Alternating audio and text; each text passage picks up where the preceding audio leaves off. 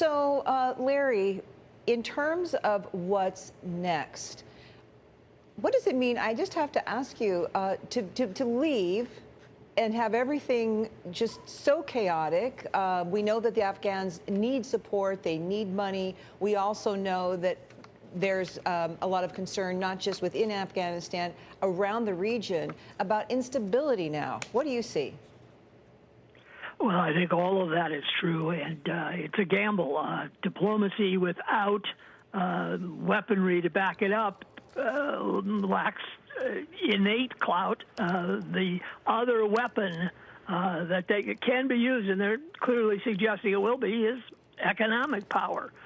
They haven't been very specific, but they have referred to the need, the possibility of adding new sanctions or lifting old ones as the leverage they have over the Taliban.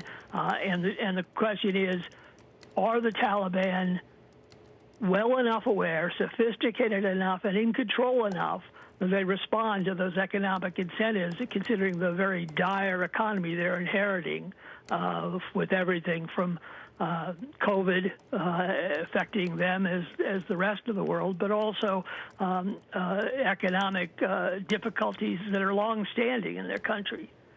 So will that economic weapon be sufficient? And that's what we're going to find out in coming weeks.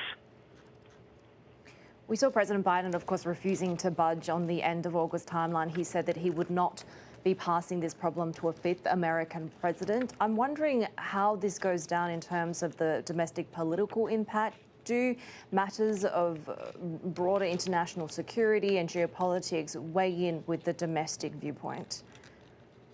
Oh, yes. I think there's a lot of criticism in Congress, although it's very mixed. You know, not a lot of members of Congress said send in more troops. In the Democratic Party, there's a limited constituency on that, mostly the ones who are on the foreign policy and defense committees and tend to be more hawkish.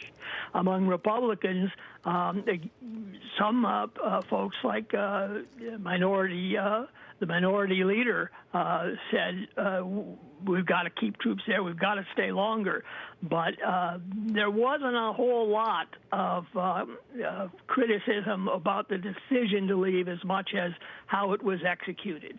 And there the debate is over, did the complete folding of the Afghan military within just days flummox all the planning that was made, or could the Biden administration have handled it better?